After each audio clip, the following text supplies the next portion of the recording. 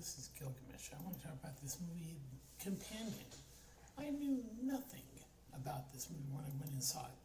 I went in blind. A lot of people were, I heard Spooky Astronaut talk about this, but I knew nothing. So when I saw it, I was actually enjoyed the movie. It's funny. It's not a horror movie. I'd say part thriller. It's, where the title comes from is that essentially Iris, which I'm going to say the name comes from the Goo Goo Dolls song Iris for the City of Angels movie that and you hear that when we get a scene with when Josh decides to tell Iris the truth that she's, tell her the truth. We go to flashback that shows that you hear when his door hears the bell ring, he opens the door and you hear the song Iris from the Goo Goo Dolls, and I think that's where her name comes from. Well, I'm going to say, not giving much away, there are clues throughout the movie that tell you what Iris is and what Patrick are. Like I said, not really wanting to ruin this movie. It's such a fantastic movie. Sophie Thatcher, I saw her in Heretic, and she was great in that movie. And Jack Quaid is Meg Ryan and Dennis Quaid's son. I think he's the oldest of their kids, and he looks like, when you just look at him, you think of his mother. But then there's a scene in the movie where he gets angry, and you can see his father, like Dennis Quaid, come through. Like, have you ever seen Dennis Quaid get angry enough? And that's where it looks like. Everybody's great in this movie. And it's one of the most, I love this movie so much. Everybody's great in it. These characters are well defined. You realize, you're actually kind of get nothing given away if you've seen the poster or anything. Look at this. It literally, right there. But it's the fact of the poster tells you, so here's the thing. Iris and Patrick are robots. Well, yeah. And they're companion robots, which people use to have sex with. That's pretty much what they are, fuck robots. But as we find out that their horrible thing is people will hack these things so that they can, in some cases, torture these poor robots and be, and another one, I'm not going to ruin this movie if you haven't seen it. I highly recommend seeing it because the acting is superb.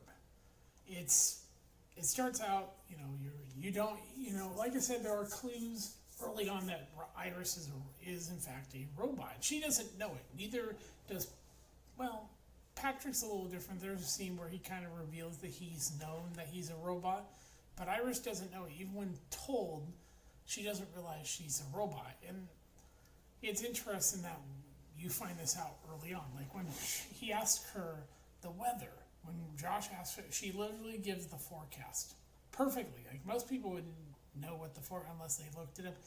That's what she does. And he tells her quiet, and she goes to sleep. She shuts down. Yeah. So that's how you get the hints that she is in fact, and doesn't know it even, she can feel what anything a human. She has human emotions. What she believes are her memories, which in a way they are, but they're like programming. Like someone programmed her to have these memories. Like when they look at, in order to get them set up, they have to look at and say their name, and then the companion will basically create a story that fits in with how they met. And that's the same thing what we find out with Patrick and Eli, and everybody's great in this movie. And basically, Josh is an asshole. He is. We find out what a monster he really is, and I don't want to give too much away because you really do want to see this, but you actually come to feel empathy for Iris and Patrick because they are just used And this is the thing, like when people say AI and everything, that yeah, there's a danger to AI. We've seen plenty of movies where robots go crazy, like Megan or Subservience, where the AI goes crazy and kills people. But here, it's the fact that they are the innocent one. This is like humanity shows its true colors when you give them technology. They'll use it. They'll actually use it to hurt each other, or to do in this movie what Josh does to Iris, and then what he does to Patrick. That's not giving anything away. This movie, it shows that when you give people this type of technology a companion, especially when they're lonely and they don't have anybody, and they're that some people can take that and abuse it. And this is the problem with the idea of technology. People will use it for a lot of ways for their own selfish reasons. And like Iris says in the movie, all I want to do is make you happy.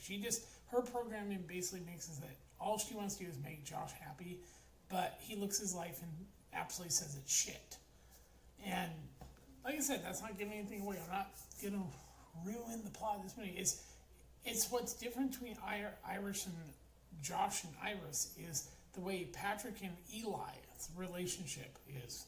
It's obvious that Eli loves Patrick, and like I said, even when Patrick finds out that he knows he's a companion, he's a robot, he still would do anything to make Eli happy.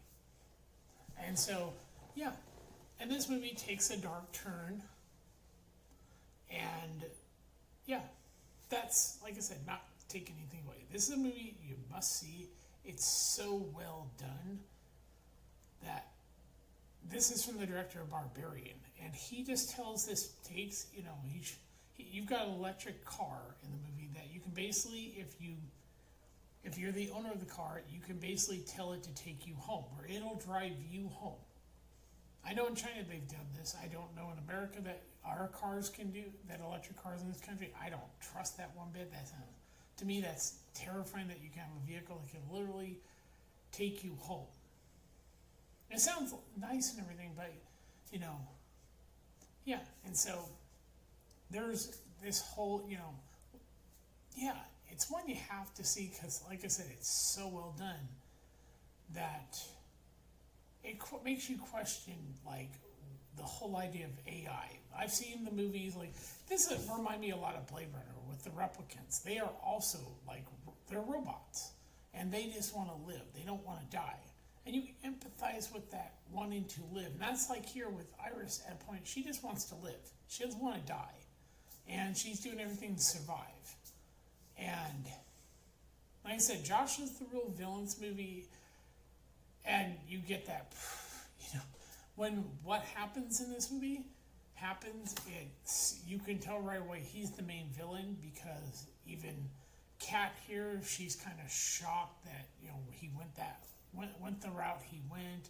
Eli had no knowledge of what was going on, and then when he finds out he wants to cut the money, if he's going to keep his mouth shut, he wants to get him and Patrick money, and he goes, basically, he's like, but he's not real. He's, we cut it 3 ways. And he's like, no, I want him, Patrick, in a share, and I want a share, and you guys can split it between you, the rest to you. And it's like, so, I mean, he has a reason to basically demand that, because he could put them in prison because they've admitted to the crime, to what went on. And yeah, I just leave it at that. It's so well done. I mean, the score, the cinematography, it's beautifully shot. The location is like it's like a house in the middle of nowhere. You're far from the rest of society. It's as remote as you can get. Cabin in a house in the woods.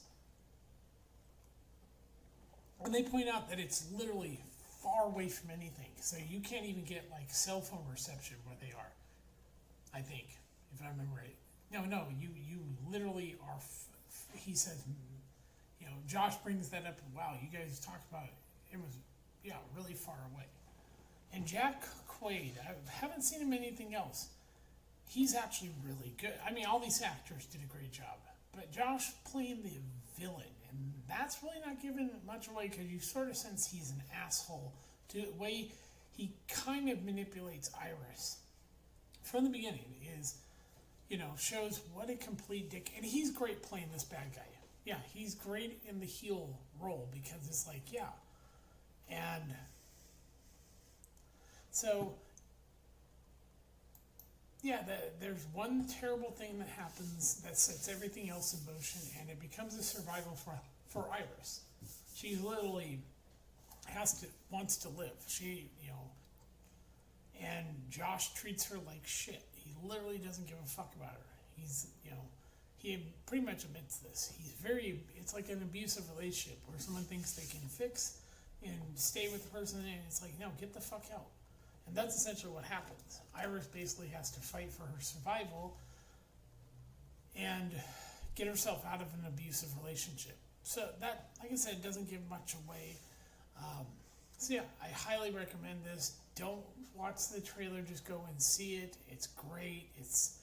The cast is great in the movie. In this, it's one of my favorite movies of this year, along with The Monkey.